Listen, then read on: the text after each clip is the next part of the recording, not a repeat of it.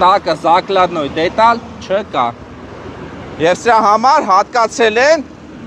գոյություն չունեցող դետալի համար 412,000 դրամ։ Ամբողջ ճաղավանդակի հիմքը, բետոնը ճաքած է եւ քանդվում փշրվում է։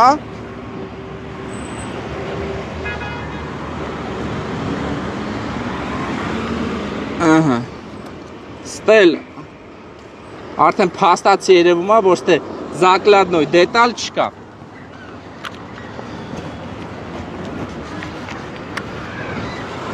Գալի մեզ ասում է կոռումպացված, ինձ ասում է կոռումպացված։ Ուրեմն հաջորդ ծավալների հավելագրումը։ Նշված է, որ ճաղավանդակները այս կազմում են 124 գծամետր։ 1 գծամետրի համար վճարել են 11,000 դրամ, ընդհանուր արժեքը